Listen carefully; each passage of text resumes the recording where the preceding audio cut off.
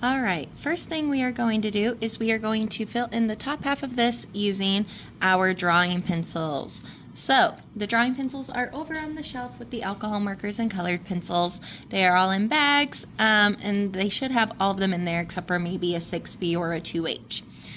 First thing you're going to do on the top row of all of these, you are just going to lightly color them in as lightly as you can with each of the pencils. So your 2H pencil here, this is your lightest pencil. This is because the graphite in it is packed together super duper tightly, so whenever you draw, not as much of it's going to come out. Now your darkest pencil is going to be your 6B.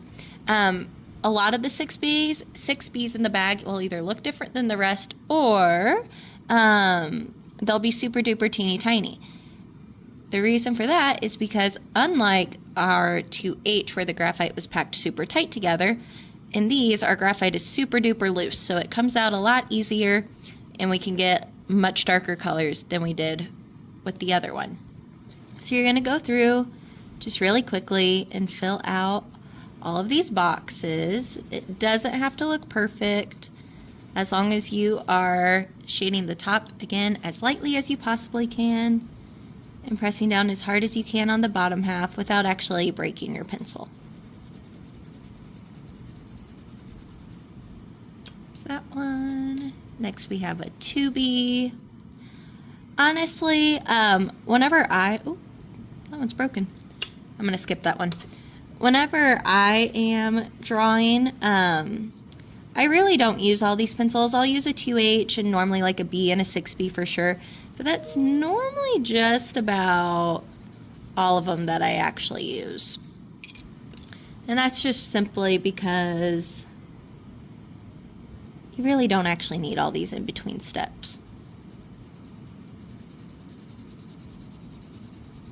Okay, once you have all of those done, you are going to take your eraser, and your eraser you'll probably have to get from the supply table, and then you're going to erase away half of each of these boxes.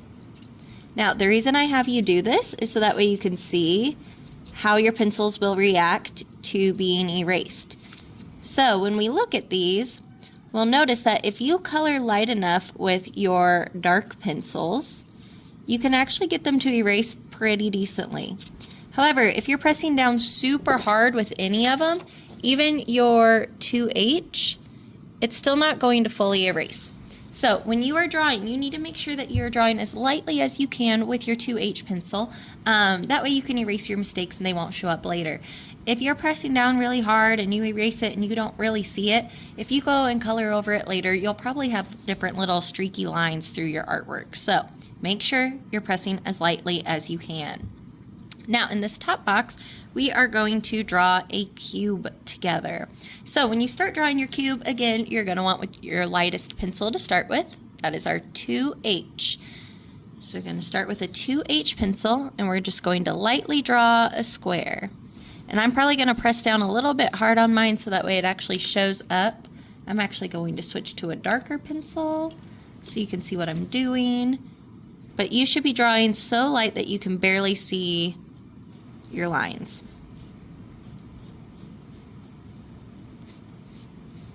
Alright, so we start off with a nice looking square. Next we're going to make some lines that come out of the corners. Now these lines from the corners, we want them all to be at the same angle. So I can take my pencil and I can quickly go back and double check those all look good. A lot of times when students are drawing, they might get these two right, but then we have a line like that. That is going to look terrible. Make sure you go back and make a correction, okay? Now on this next part, I'm gonna show you another bad example over here. We want this next line that we draw to be parallel to this line. So that means the lines, they would never touch, ever. So I'm going to extend that one.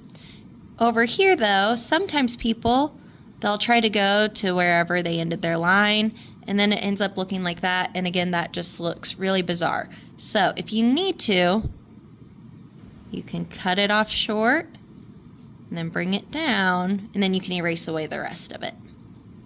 And again, with this one, make sure it's parallel. I think this line here is the one that people have the most difficulty with. This one's normally a little bit wonky.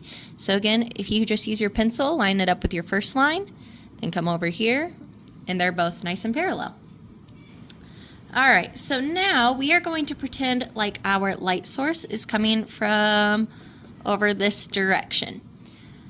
We are going to start by using a B pencil to very lightly shade the top. So when I do this, I'm kind of using the side of the lead, and I'm not pressing down too terribly difficultly. I'm not pressing down too terribly hard. And again, I'm not just coloring straight up and down like this. That's going to be really hard to blend later.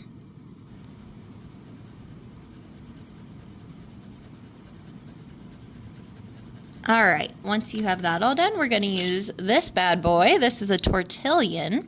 We're going to use this to blend. Now, when you blend with a tortillon, you should not be putting it straight down onto your paper. It should always be at an angle like this. It's also not a bad idea to kind of wipe your tortillon off before you start, because if the person that used it before you used it on a really dark color and then you go to shade a light area, you might end up with some really dark shading spots and you might end up messing up your picture. So, okay. Now when I do this, I kind of go in the opposite direction that I colored with my pencil. Again, I'm using the side of it. And I'll go back this way just to make sure it's all blended and nice and smooth. All right, now this is our lightest part of our box. Over here, we're going to make the darkest. So we're going to use our darkest pencil, which is a 6B. So you're going to come over here. Make sure that you're pressing in nice and hard, not so hard that you break the pencil, but nice and hard.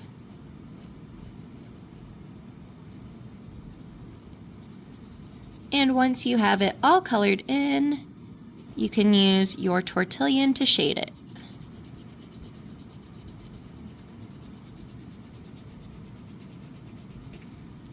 All right. Gonna use my tortillon, and because of the way the light's shining on it, it looks like part of it's lighter than the rest, but it's not. It should all be the same darkness.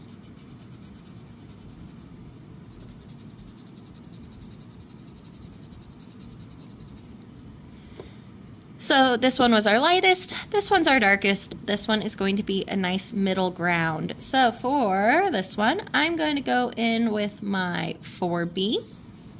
And again, I want this to be darker than the top and lighter than this side.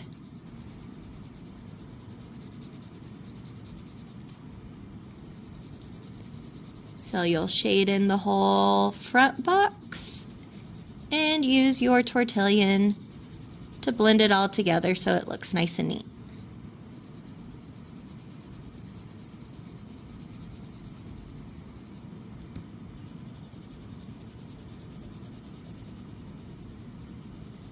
And again, because of the way the light is hitting my paper, it might look like parts of this are different shades, but it's all the same shade in this front little box here. I have that done. Now I'm going to go back with my tortillon and blend. Now, if you have any little parts where you accidentally blended out of the lines or anything, we can always go back with an eraser and clean those up. The last thing you're also going to want to do before we add a shadow is if you can see any harsh outlines, so like right here, we're going to want to erase those. Now, if you drew nice and light like you were supposed to, you should be fine and you shouldn't have to do this step. But because I had to press down kind of hard with my pencil, I need to erase those lines. Now, when you're drawing realistically, you don't want these harsh edges because it'll make your drawing look cartoony and flat. So that's why it's important that we don't have those little dark outlines. To add a shadow, we are going to use your 6B pencil. Because our light source is coming from over here, our shadow is going to be coming this way. So I'm going to draw one line right here. The other line's going to come out of this corner over here, and it's going to be parallel, so at the same angle. Then I'm going to draw a line right here that's parallel to this line, just like that. And then over here, I'm going to draw a line parallel to this one, just like that. And then you can use your pencil and color it in nice and dark and use your tortillon to blend it out.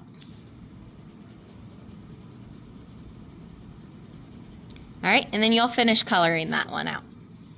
Okay, so that is how we draw our cube. On this bottom half, we are going to try to draw a sphere and shade it, but we're going to use the charcoal sticks for shading. To actually draw your circle though, go ahead and use your lightest pencil in your bag, which again should be your 2H. When you go to draw a circle, I don't want you to just draw it super quick like that, because lots of times they end up looking kind of like an egg or a potato. I don't know, not a circle. We're going for circles here. So when you are drawing a circle, you want to use these things called gestural lines. So these little wispy lines that I'm drawing, I'm also moving my paper as I go, and I'm just flicking my wrist. So I get a little bit drawn, then I turn my paper. Get a little bit drawn, turn my paper. This works if you're left-handed too. Obviously, you're just going to turn your paper the other direction. There. Now I can just go back and I can correct any little mistakes that I see. Like right here, I feel like it's just a little too pointy, so I can round that out. And this side is a little flat, so I'm going to round it out a little bit. So that is the start of our circle. Next thing we need is our charcoal sticks, which are also located over on the shelf next to the chalk pastels. With your charcoal, we have a few different types of charcoal for you to choose from. We have actual charcoal pencils. These are nice for doing little detailed areas and edges. Then we have some thick charcoal sticks, and we have some smaller ones. Now, when you look at them, you'll notice that they all say soft or hard, extra soft or medium on them, the sticks included. First thing I want you to do is I want you to take one of the soft sticks or pencils, it doesn't matter, and I want you to come over here and press down with it. Then I want you to do the same thing with the medium.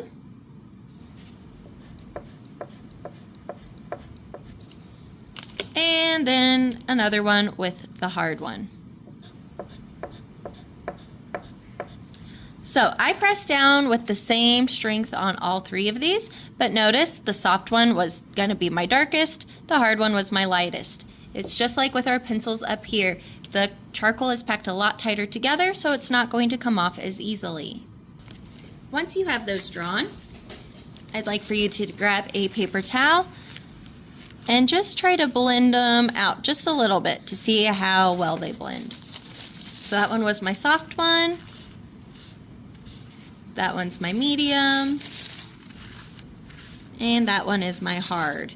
So when you want to blend, you really want to use the soft one. I very rarely use a hard charcoal stick. Every now and then I might use it just to help kind of clean up some edges on things, but that's really about it for me.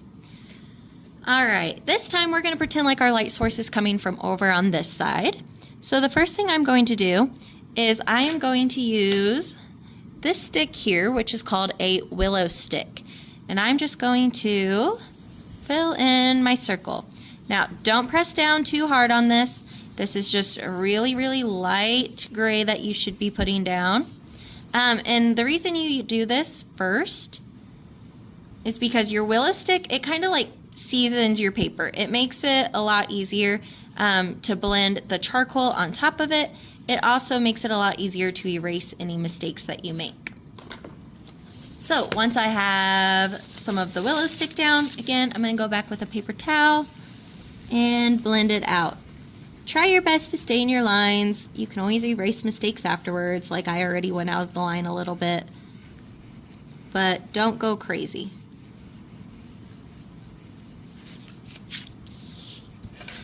Your willow stick is going to blend super easy for you, so you can get a nice even gray down on your circle.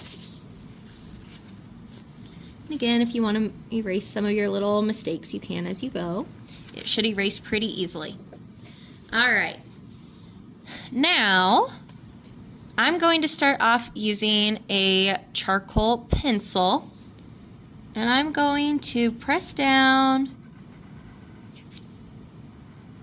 kind of hard, going around this outside edge, just from about here to here. And I'm using my pencil just because I think it's easier to get a clean edge with it. It doesn't matter though, you can just use the sticks if you want. It's up to you. I just like to get the pencil down to help me get started.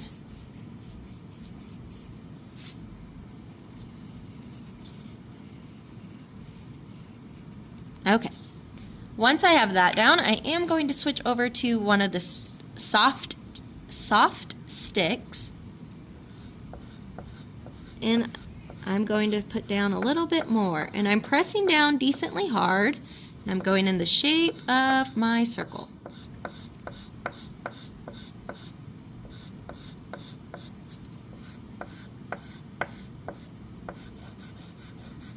Filling it in. Make sure when you're filling this in, really try to get all of it filled in. It's okay if there are a few little spots showing, but you want most of it to be pretty solid black. Then, as I come over, I'm gonna lift up so I'm not pressing down quite as hard.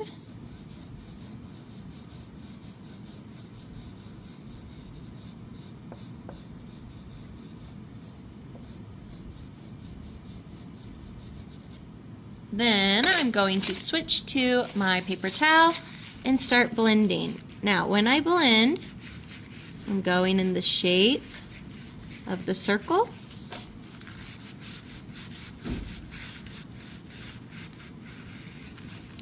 And then I'm going to start slowly blending it out into this little gray area. I want it to be a nice smooth transition from the super black to the light gray. And as I do this, I kind of go in circles to help it blend a little bit better. Again, I'm moving my paper as I go.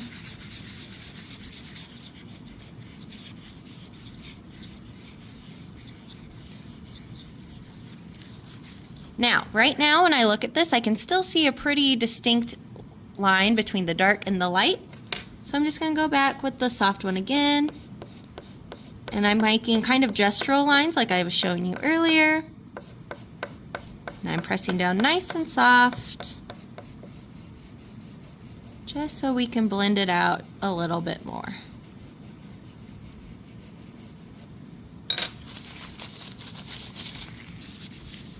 Again, I'm going in circles, following the shape of my circle.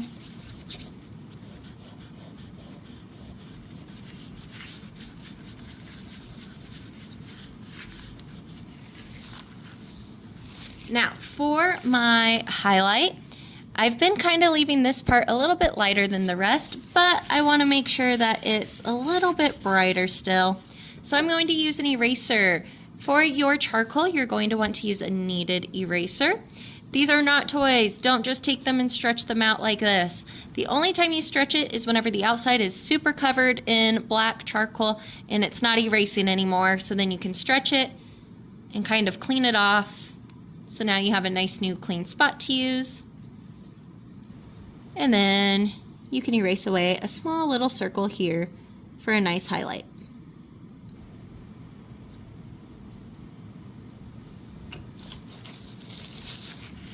There we go.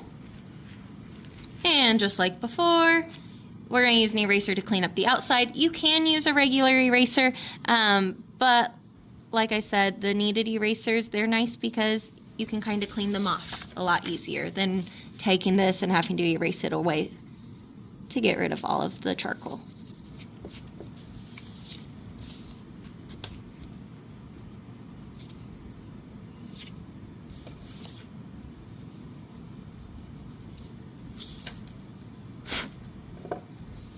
Alrighty. So that is our sphere with the charcoal.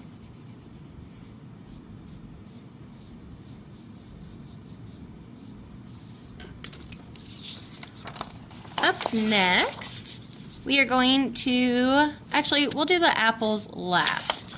So next we're going to look at this page with the Crayola pencils, Prismacolors, Crayola markers, and the alcohol markers. So for the Crayola pencils, you're going to go over to the pencils on the shelf with the scissors and the glue. Make sure you get the ones that don't have the little holes in them. Make sure you get actual Crayola color pencils, and you will need 2 different colors. Then you'll also need to get 2 different colors of 2 Crayola markers. Those are right under where the color pencils are. That's all you need for this first step. So go ahead and go grab those things.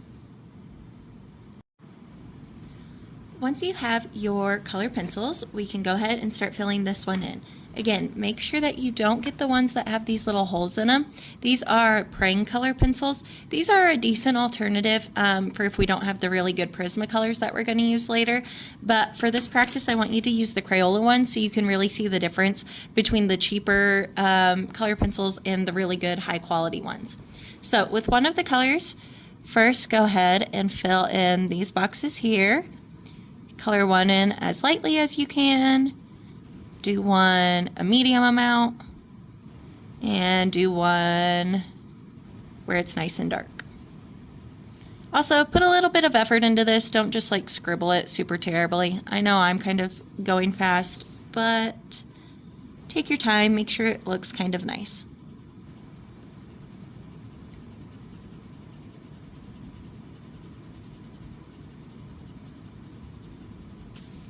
Okay, so once you have those done, right here, you are going to try to blend 2 colors together.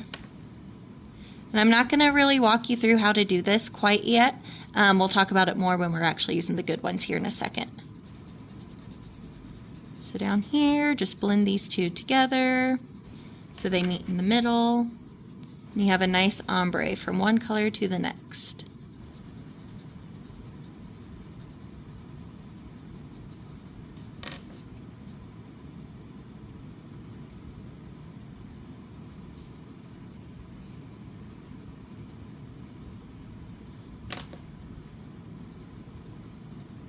All right. Once you have that all done, we're gonna come over here and use our Prismacolors. And the Prismacolors, again, are over on the shelf with the oil pastels and things like that. So for my Prismacolors, I'm gonna start off with doing the same thing that we did over here. I'm going to do a light, a medium, and a dark.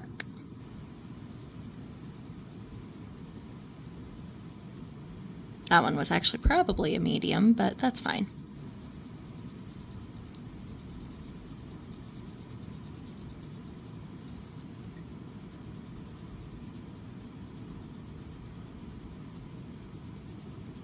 Now, when you color with these, you should notice that they are quite a bit smoother. The lines don't really show up quite as much once you start blending things together like they do with the Crayola ones. That's because your Crayola color pencils are a lot waxier and they just don't blend quite as well. So now down here, when we're trying to blend 2 together, I'm going to start by lightly going left and right, and I'm only going to go to about the middle.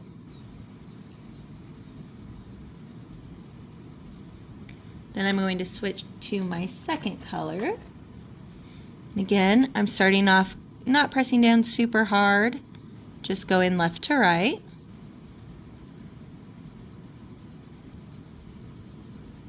Then I'm going to switch and I'm going to press down harder. And this time I'm going to color in going up and down.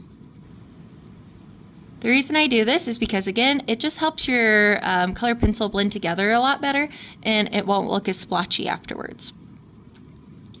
Now, when I get to this middle part where I see the blue starting, I'm going to work my way into the blue, but I'm just going to put less and less pressure onto my pencil. Then I'm going to go back with my blue. I'm going to go the opposite direction, pressing down nice and hard. And once I get to where I'm starting to see some green, I'm not going to press down quite as hard. So I have a nice smooth transition from my blue into my green.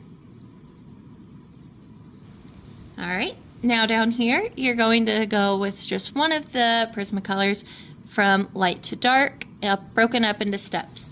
Now when I do this one, I like to start off with this box first, my lightest one first. Then I'm going to do my darkest one.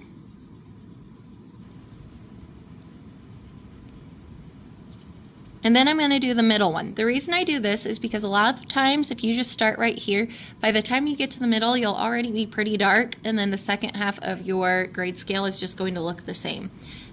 Makes it so it's a little bit easier to measure how light or dark your color pencil should be.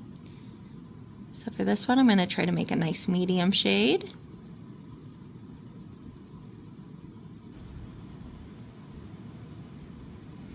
And then I'm going to fill in this box and this box.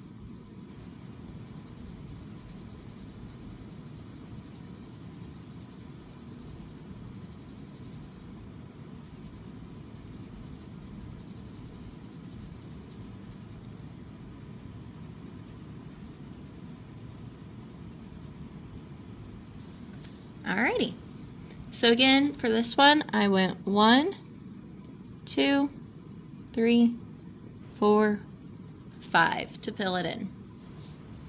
Now over here we're going to make a nice smooth gradient, so I'm going to start off as lightly as I can, and as I work my way further along I'm going to slowly start pressing down a little bit harder on my pencil to make it a little bit darker.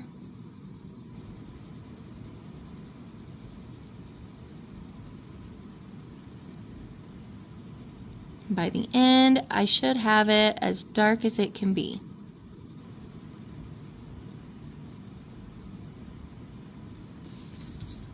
And just like I talked about up here, after I go through kind of light, I'm going to press down a little bit harder, coming back the other direction so it looks nice and neat. And obviously, as I come down here to the lighter areas, I'm still not going to press as hard because I want these colors to be lighter and I don't want it all to just be one color. But I'm still going back over it in the opposite direction just to help it blend out a little bit more.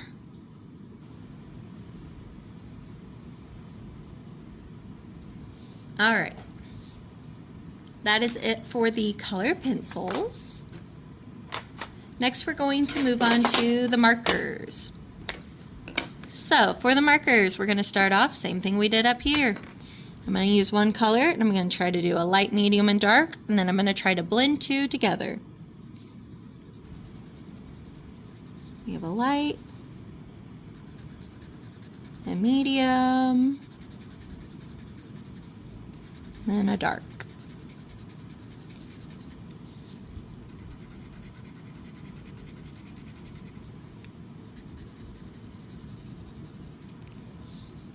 Then in this box, again, we're going to try to blend two colors together.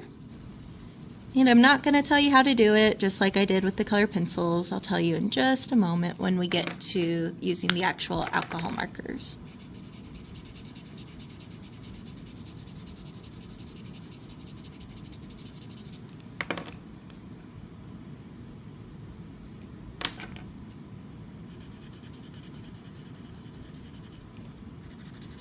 All right. So for the blending, you probably had some difficulties. That's because, again, these markers, they're just water-based, they're fairly cheap, so they're not the best whenever it comes to blending. Now your alcohol markers, these have two ends on them. They will have one broad tip, which will be good for coloring nice large areas, and then we have a fine tip for coloring smaller, more detailed areas. When you use these, They do have numbers on them so you know what the shade is. I strongly recommend to actually jot down the number that you're using. That way when you go back the next day, you can quickly find what you're looking for and you don't have to test a million different markers. So I'm going to start, same thing that we just did right here, doing the light, medium, and dark, and I'm just going to use the broad tip. Now, the key for using alcohol markers is to color nice and slow with them. If you scribble real fast, they're really not that much better than a regular marker. I probably should have picked a lighter color for this, but that's fine. If you go nice and slow though, they will blend together pretty easily. You just have to kind of go back and overlap over them just a little bit, and they will start to blend. All right, so we have our light, we have our medium, and our dark. And again, with the light on this, it does look a little crazy, but that's fine. So I'm going to start by just coloring in half of this box, same way we did with our color pencils. Then I'm going to switch to my second color.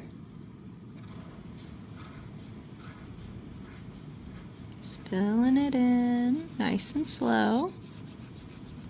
Now when I get to the middle, I'm going to kind of go up and down and in these little circles. And you can see where my yellow is, it's starting to lighten up that color just a little bit.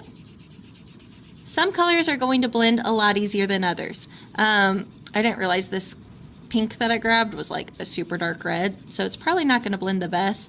But you can already see though that it does blend a lot easier than what our other markers were doing. So I'm just going to kind of keep going over this in these little circles, work my way back out.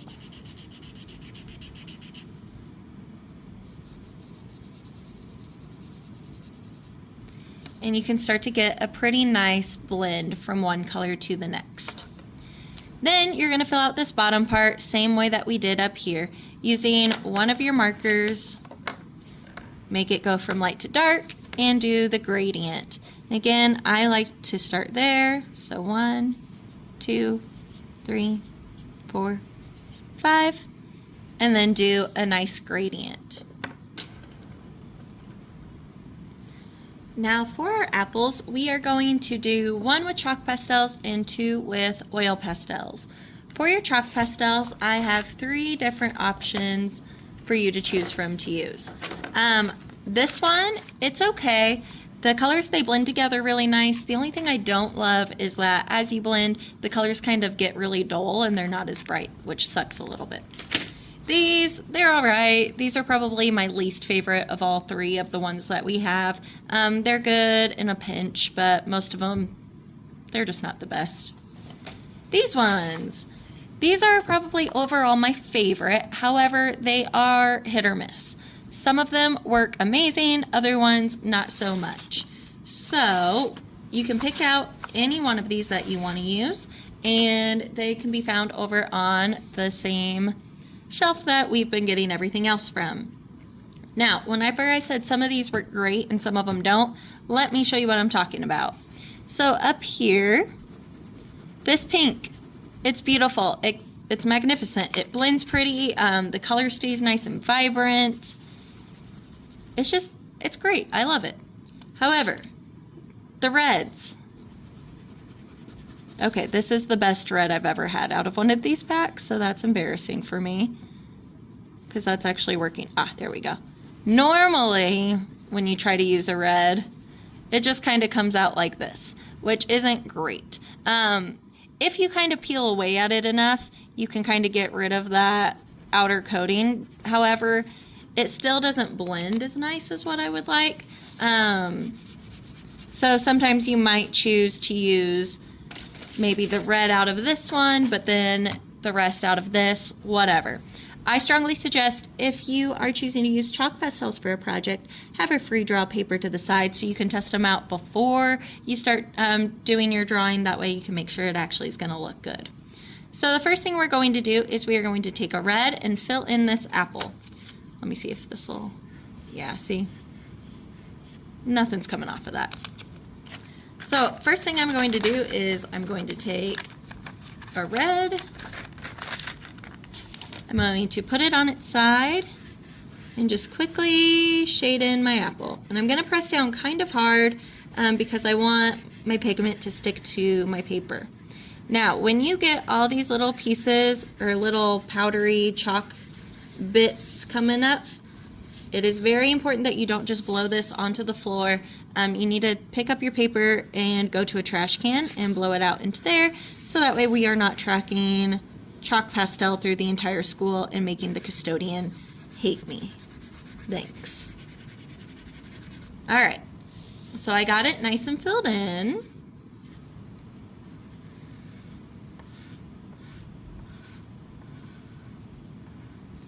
Next thing I'm going to do is I'm going to go back with my yellow, and I'm going to add just a few little lines throughout. And whenever I do this, I'm going kind of in the shape of my apple, just like that. So I should just have some soft lines. Now when you go to blend, I don't want you to use your fingers because your fingers have a bunch of natural oils on them and it just doesn't look as good when you use just your finger.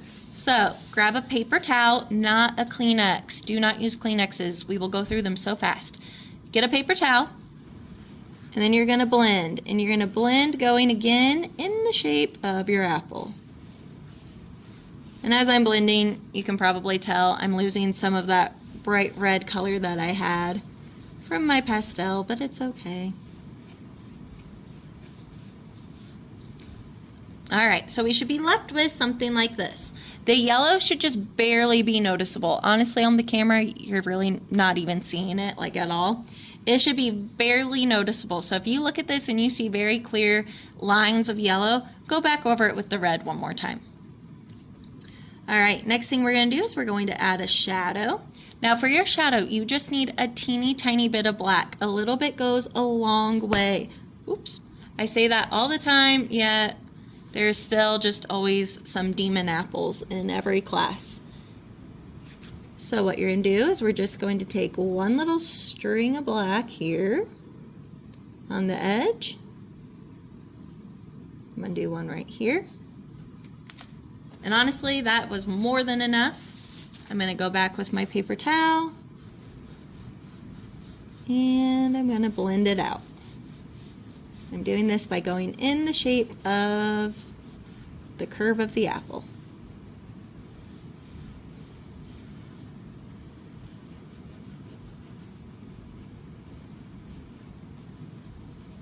Just like that. Last thing we need is a highlight. For a highlight, you're going to take an eraser and just erase away a little circle right around here.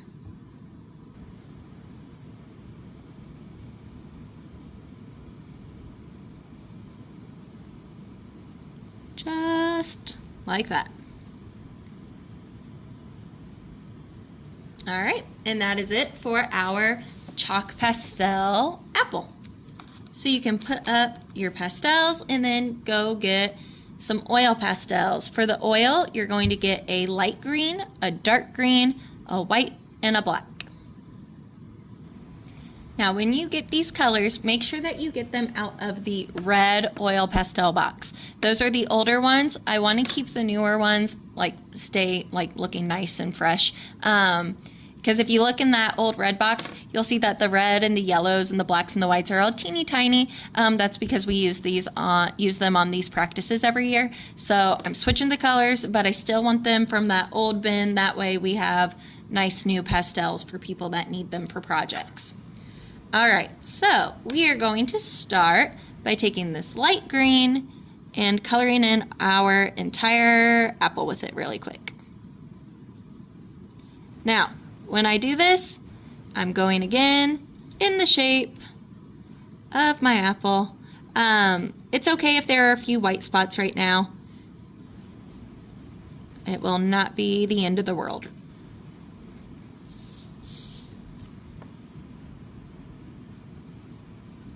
As I come over to the sides, again, I start curving my lines more. Just like that. All right. Next, I'm going to switch to the dark green, and I'm going to do the same thing. I'm going to go back over the entire apple with this darker green. I'm trying to go over the white spots this time.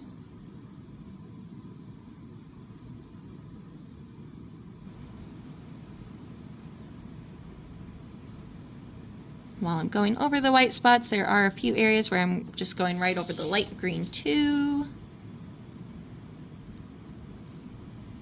Now, the reason that we do 2 separate greens on this apple instead of just doing one is because, again, it just makes it a little bit more realistic. When you look at an apple, it's not all one perfect shade of green or whatever. It just gives it a little bit more of a sense of realism. All right, once it looks something like this, we're going to go back over one more time with our light green, and we are going to color over the entire apple with it now. We want them all to be blended together, nice and neat.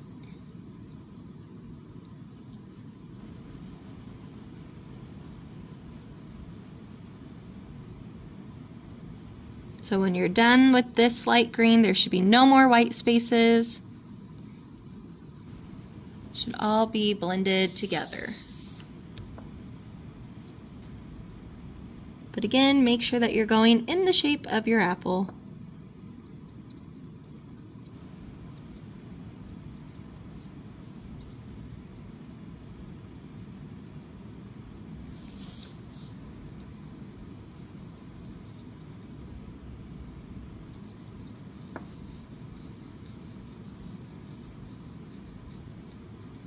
All right.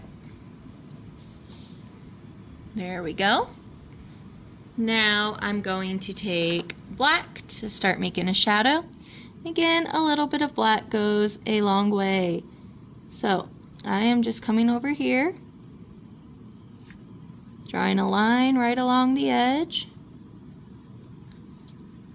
Another little one right here. Then to blend it out, I'm going to use my dark green. And I'm going to come up right on the side of it and over it and start blending. Now this takes some practice. It's probably going to look a little muddy and not super duper great when you first try it. That's okay. Even mine, because I'm not used to these pastels, is looking a little funky.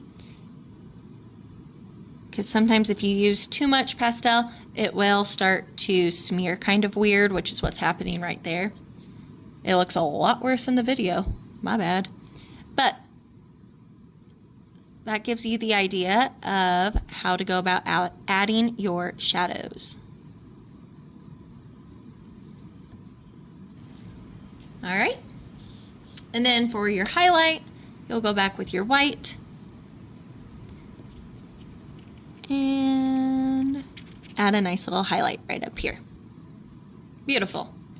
Okay, for your final apple, I'm not going to do the entire thing because otherwise you'll just be stuck watching this video for even longer than what it already is. So for your final apple, I'm only going to do one small portion of it, but I do need you to do the whole thing. Sorry. So I'm just going to do this portion right over here. So for this last one, we are going to do something that's a little more stylized with the oil pastels, and it's going to kind of resemble like Vincent van Gogh's style with the post-impressionism, which is all of those little dashes of line. So if you look up around the room and you see the poster of Vincent van Gogh where he's wearing blue, in the background there are lots of little dashes of lines. If you look at Starry Night hanging up on the back of the room, you can also see all of his dashes. That is kind of what we're going for. So first thing I'm going to do is I'm going to take my light green and I'm going to make these little dashes throughout. Now when I do this, they're small, they're just kind of randomly put, and I have to press down kind of hard. If you're pressing down like this, it's too light and this isn't going to work very well for you. So you're going to put down all these little dashes, and again, you're doing the whole apple. I know I'm only doing parts of it, but all right. once you have that all done and it's mostly filled, you're going to go back with the green, the darker green, and do the same thing. This time you're going to try to really get into those little white spots, but again, you're also going over the light green as well, so it kind of mixes and blends. And then I'm going to do one more round with the light green over the top of everything. And by the time I'm done with this one, I shouldn't see any white spaces. Again, this is all done just with little dashes.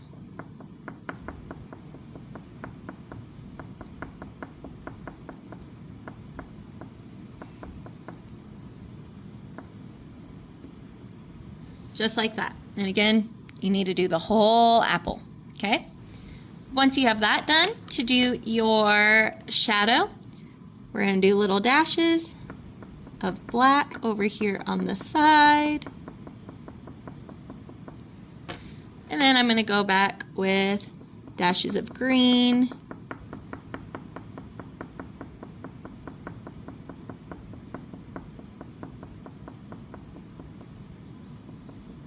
Just like that. And then you can end it with using white and making little dashes up here for your highlight. Now, anytime you're using your white, you might want to have a free draw paper beside you so you can kind of wipe off any of the other colors that get onto it. Just like that. And then it's all good to go again. All right, that was your entire packet. Make sure that you, oh, I forgot about the powder. Make sure that you put everything up where you got it from, nice and neat, and make sure that you put your name on this and turn it into the turn-in bin.